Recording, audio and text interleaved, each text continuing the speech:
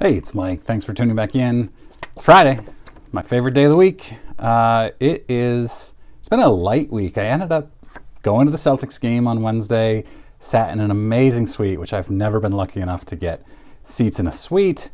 So thank you to my friend Oliver for taking me to that. Had a great time, rode the train down, rode the train back in the middle of the night, and slept for 3.5 hours before working for a long time yesterday. So I'm excited for an easy Friday.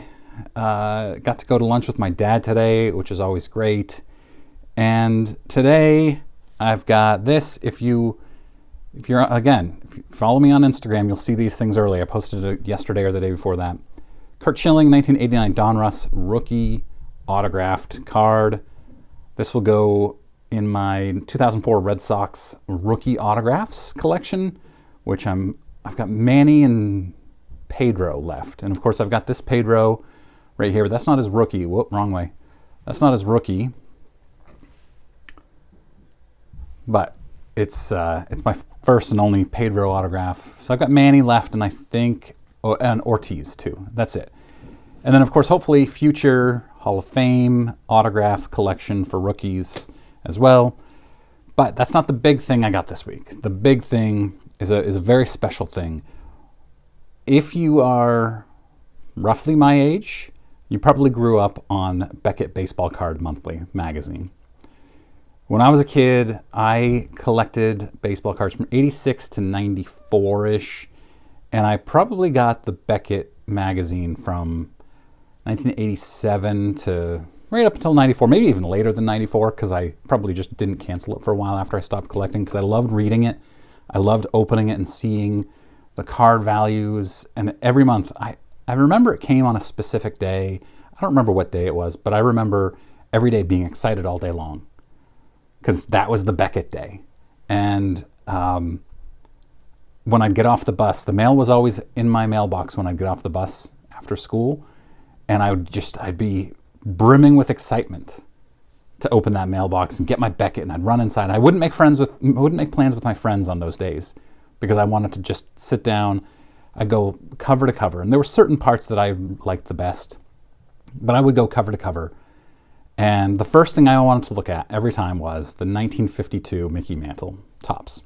Second thing was my 1986 Donruss Jose Canseco, which was the pride and joy of my collection at the time. I should have brought that out. Actually, I just mailed that off to get signed this last week or the week before that. The pride and joy, and I obviously didn't have a 52 Mantle, but that Canseco, and there were a dozen or so cards that I wanted to see every single month. Where did they stand?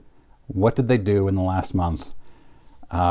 Just a complete obsession for me was Beckett Baseball Card Monthly. And when I was about 25 years old, my mom was moving out of my childhood home, and I had to clean everything out, and I recycled all my old Becketts.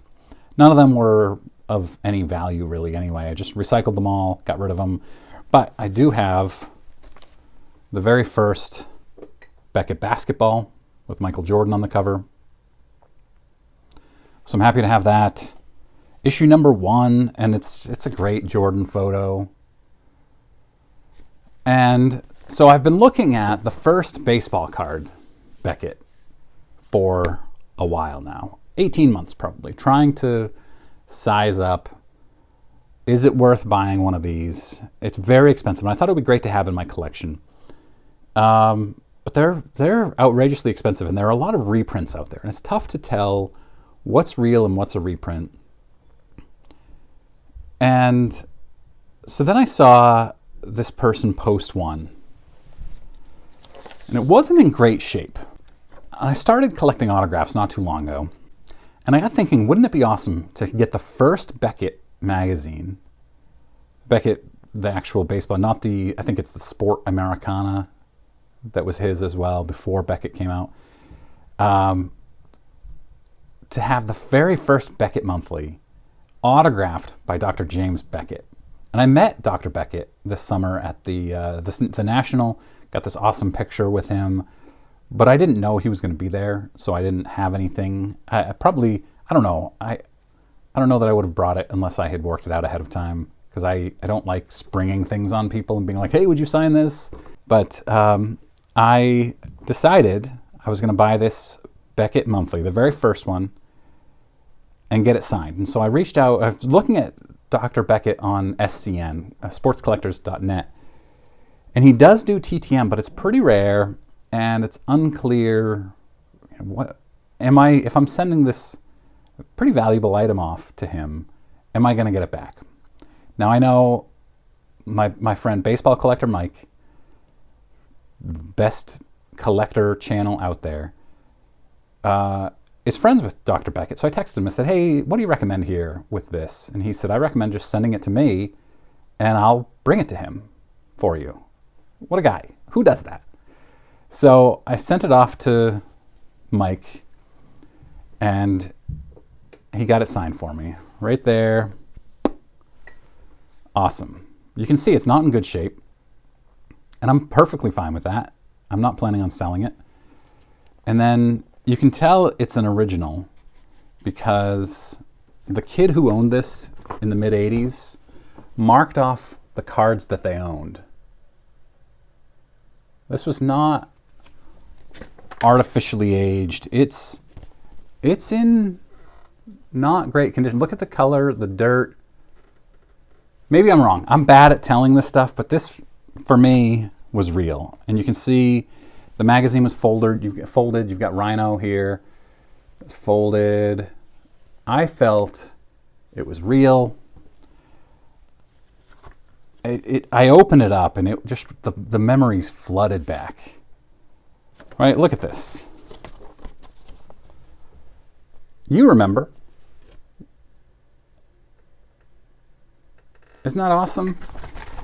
So now if we go to 52 tops, let's see, what was that worth back then?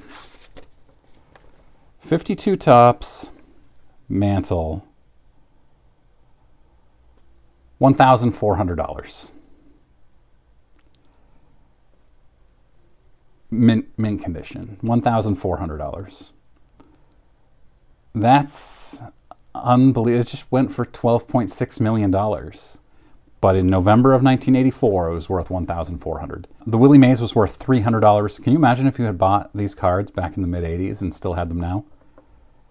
The Mickey Mantle rookie card, 1951 Bowman, was worth $375. My Canseco 86 Donruss wasn't even out yet. This is the November 1984 issue. The magazine cost $2.50. It was just called Beckett Monthly. You had Clemente 1965 tops on the front. A big thank you to Mike of Baseball Collector Channel. Big thank you to Dr. James Beckett. I know there's no chance he's ever going to watch this, but I wrote him a letter too. I wrote him a letter explaining what this would mean to me, and he actually sent the letter back to me, and he wrote, "Hi Mike," and signed it. So now I've got Dr. James Beckett's autograph twice, but most importantly on this. So what am I going to do with this? I'd be really interested in your feedback. From everything I've found, PSA will not slab whole magazines. They'll only slab the cover, and I want the whole magazine slabbed. I believe Beckett slabs magazines. They say they slab anything, so should I have a Beckett slab of a Beckett magazine autographed by Dr. Beckett? That makes sense to me. That seems like the best idea. I think I'm going to do it. I got to do a little bit of research first, but this would be a highlight of my collection. This is a guy who changed the hobby. He changed it forever. He is the Hall of Famer of baseball cards, in my opinion. If there were a real Hall of Fame with a committee, he would be the number one person in. Right? Who else? Mr. Mint? Who else? Who else would go in that first round? I'd be curious to hear what you think. Put it in comments. I did a little research on how rare this is. And first of all, the first Beckett football magazine was the only one I could find a print run of, and that was 100,000 copies. And that was 5 years. That was after Beckett was well established. So how many was this first magazine's print run? I don't know, but it had to have been small. And how many people kept theirs is even way, way, way smaller. So I looked up CGC authenticates magazines, they grade magazines. They have 43 authenticated. And I'm not sure how to read their pop report, but it says signature series and there are 0. Does that mean that that's how many were autographed by somebody? I'm not really sure. If you know that, let me know in comments. Beckett themselves have graded 12 of this magazine. So that's 55 that I could find that were graded, authenticated ever. So to have one of these, just the magazine, is awesome. And then to have it signed too, huge, huge, very special addition to my personal collection that I will treasure forever. I'm very excited about this. Let me know what you think. I appreciate you watching and hope you have a great weekend.